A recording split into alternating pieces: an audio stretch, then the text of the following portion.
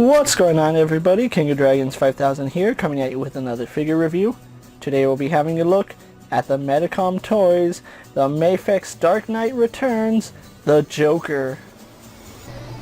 And so here we have the Mafex Dark Knight Returns Joker pose and out of the packaging. Before we take a look at the figure, let's actually run through his accessories really fast. The Joker does come with two different head sculpts. We do get the stoic neutral expression that he has on him right now, and then we do get a manic head sculpt where he's smiling with a batarang through his eye socket. He also does come with several sets of hands. We do get a set of relaxed hands. We get a pair of fists. We get a pair of style pose hands. We get a pair of clenching hands.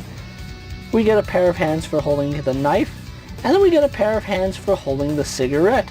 The Joker also does come with two knives, which is really cool. I do like the fact he comes with that. And then he comes with two very tiny cigarettes. Be very careful with that because you will end up losing those. Other than that, Joker doesn't come with anything else. I kind of feel like he needs a gun because he did use one in the graphic novel, but we all know how DC is with guns right now. But anyway, with that out of the way, guys, let's actually take a closer look at the Joker. And so here we have a closer look at the Joker, and I really do like the fact that Mafex went with this really calm, stoic demeanor for a Joker standard head sculpt. It would have been nice if we had one where he's smiling, but throughout most of the graphic novel, he really doesn't smile all too much. He smiles when he sees Batman back, and then he's supposed to be rehabilitated, but yeah, this is a very accurate look for the Joker. He only gets the smile back as he goes on his murderous rampage, which, ooh, if you haven't read the book or seen the movie, definitely check those out. And one of the most demented versions of the Joker I have ever read or seen. I don't know what it is about this particular version of the Joker, but ever since I read that graphic novel, there's something unsettling about this Joker, and it makes me terrified of him. I don't know if it's his calm demeanor followed by his manic outburst, but overall this is a very beautiful head sculpt. The lips are done very nicely. We do have that purplish blue right around the eyes, and then those expression emotionless eyes that they captured perfectly from the graphic novel. That's probably another unsettling thing about the graphic novel that I really do love. He has his green hair as he's supposed to, and you can see it is somewhat decently calmed and combed, which is how Joker was in the graphic novel, so they did nail that perfectly. And they did add a darker wash throughout the hair just to give it some highlighted detail, so really do like that. Really loving the way Joker looks here. So moving on to his costume, this is very different from every other rendition of the Joker we've seen. He is just wearing a white suit with a blue undersuit. Now the blue shirt is something the Joker would wear, but the white, it's kind of unsettling, to be quite honest, and it's very different from his standard purple suit that we normally see him wear, but this looks absolutely gorgeous. It's a very nice form-fitting suit, and the wrinkles and folds on it work perfectly for this figure. You can see he does have his collar going all the way around, looking really solid.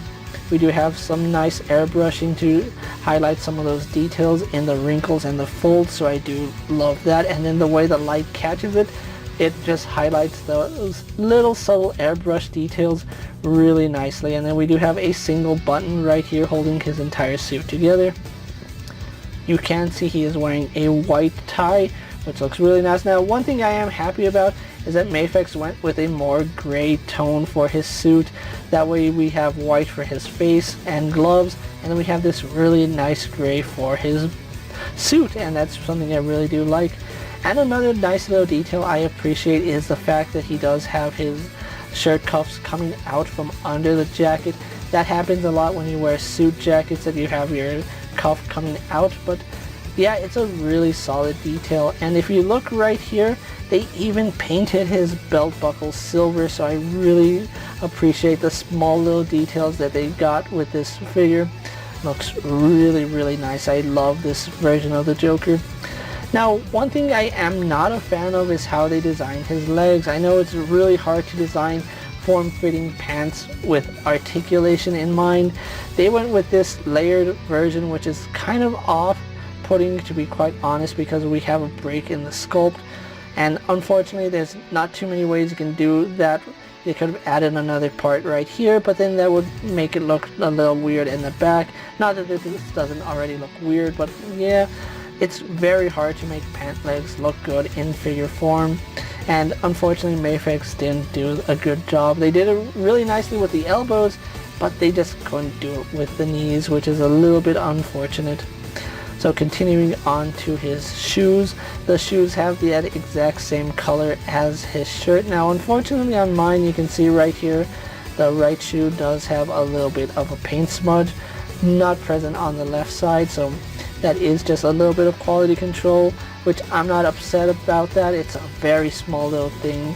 If it was like a blue smudge somewhere on the suit, I'd be a little more upset, but it's a white smudge that you're probably never going to see if I don't point it out. So really liking this Joker, and I especially love the detailing in his gloves.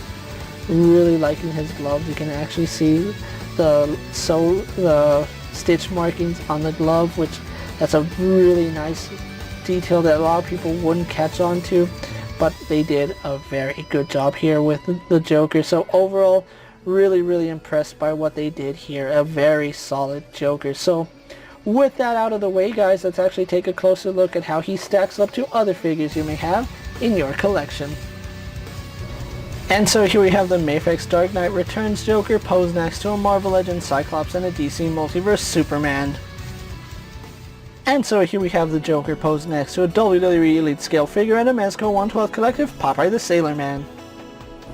Here we have the Joker posed next to a Lightning Collection White Range and a Star Wars Black Series Mandalorian. And finally, here we do have the Mafex Dark Knight Returns Joker posed next to the Dark Knight Returns Batman and the Mafex Dark Knight Triumphant. So with the comparisons out of the way, guys, let's actually move on to Joker's articulation. Now, he is a little bit more limited and the articulation is strange in some parts. For starters, he does have a double ball joint in the head, which does let him look up about that far. Just like with Batman, his chin sculpt is done really big, just like it was in Frank Miller's book, so he doesn't look down all too well on that ball joint, but he does get some pretty okay side to side pivot as well as left and right rotation. Then we do have another ball joint down here at the neck, which does let him look up a little bit further, but you can see it wants to fight against itself and it wants to always push itself a little bit more forward, so that is unfortunate. And with that, he can look down despite the Jay Leno chin he has going on. So moving on to his shoulders, he has a really interesting ball joint setup.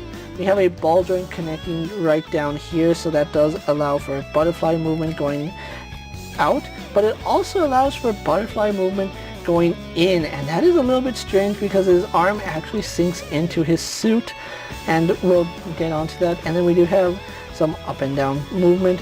His shoulder is ball jointed into the shoulder cup, as you can see right here, so we can pivot that arm up. We can pivot it down, which really breaks up the sculpt. It can move forward and back really nicely. So if you want the Joker looking nice, you gotta have that pivoted up and covering the seam. This is where it gets a little bit strange as well. When we move his arm out, it looks perfectly fine, like there's nothing going on, but you can see that we can actually move the arm independently of that, so it's really strange setup. I like it, but I also don't like it. You can move his arm up and out, but the way his jacket is sculpted, it will force the arm out at an angle, so that is a little bit unfortunate. So moving on to his bicep swivel, despite the lack of a bicep swivel, he does kind of have a swivel at the shoulder, which is really nice, and for some reason you can push his shoulder in like that. Don't know why you would ever need to do that, but you can do it, which is just putting that out there. He does have a double bend at the elbow, going only to about almost 90 degrees, a little less than 90 maybe. No, it's actually going past 90 degrees, so yeah, that is 90 degrees. Then we do have a ball hinge here at the wrist, which does move in and out. Then it does rotate. We can actually get him to have an up and down hinge, depending on how we have that joint rotated, and of course the hand does rotate on that pin individually.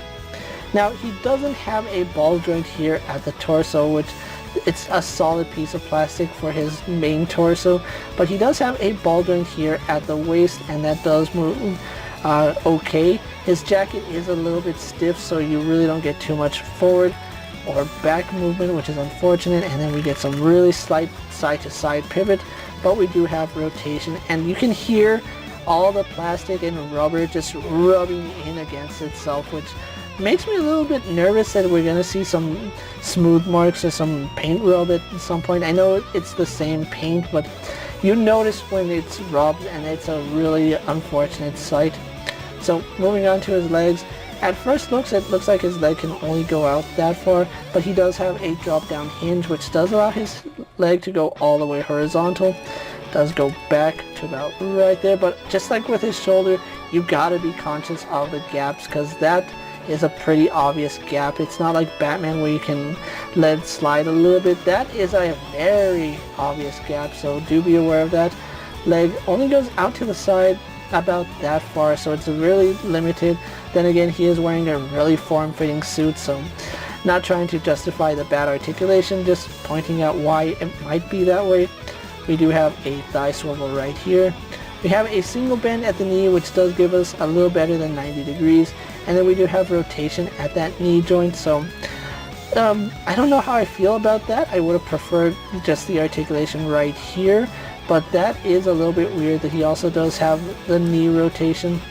Then we don't have your standard ball hinge at the ankle. We actually just have a ball joint, and you can see it does move around really nicely. Goes forward, goes back, goes to the side. It's again limited by his pants sculpt, which is unfortunate, but it does rotate nicely. Then we do have a very generous toe hinge that does go forward, and some reason goes all the way down. Don't know why it does that, don't know if you ever need it, but just throwing that out there for your information. So overall, really impressed by the Joker's look. The articulation is a little bit strange in some places, like I have no idea why you would ever need to push his arm in like that, but overall really solid looking figure, and I do like it. So with that out of the way, guys, let's actually get the Joker pose for my final thoughts, and then we'll wrap up this review. And so here we have the Mafex Dark Knight Returns Joker pose for my final thoughts. And overall, I think Mafex has done a pretty decent job with this figure. Given the source material, this Joker is very different from other renditions of the Joker. The fact that he is wearing a white suit over a traditional purple one might throw a lot of people off. If you haven't read the book, I really do recommend you read The Dark Knight Returns. It's a fantastic story. I do like the way they portray the Joker in that. And like I said, it's a really unsettling version of the Joker, and I think Mafex has captured the look of it really nicely.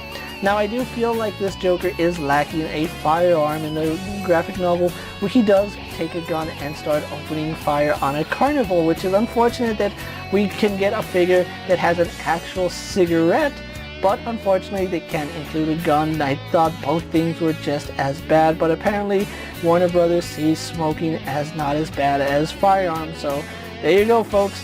Go ahead and light up a cigarette if you have it, just don't use a firearm. Overall, I still think this Joker is done very nicely. I think the knife accessory looks really nice, especially the fact that we do get two. That cigarette accessory, I do have to stress, be very careful with it. I can actually see having him in the pose like this would stretch that hole out a little bit too much, and he won't hold the cigarette as nice as he does. So I really wouldn't have him display with the cigarette too often. I would leave him there for a couple of pictures and then change it out really fast, because again, having the cigarette in the hole could stretch it out and prevent him from holding it properly. But overall, this is still a very solid Joker. Now, I can understand if a person doesn't like this rendition of the Joker. It's not everyone's cup of tea. A lot of people prefer the more manic Joker with a purple suit.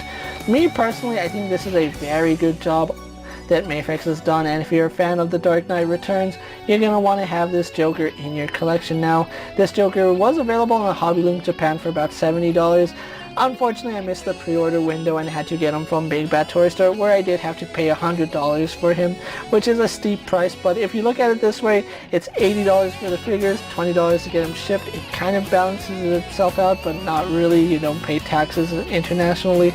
But still really happy with this Joker. If you can add him to your collection and you're a fan of Frank Miller's work, I would say do it. This Joker looks fantastic. With that being said, guys, I'm King of Dragons 5000. Don't forget to like this video, leave a comment, subscribe to my channel. Go ahead and check out all my other action figure reviews as well as all my other Mafex and Dark Knight Returns videos. Hopefully you find them informative. As always, if there's a figure you'd like to see me review, let me know down in the comments, and if it's in my collection, I'll gladly take a look at it. While you're at it, check out my Instagram account for new and exciting action figure photos, and as always, ring that bell to be notified every time I upload a video. Until next time, guys, I'll see you later. Take care, everyone.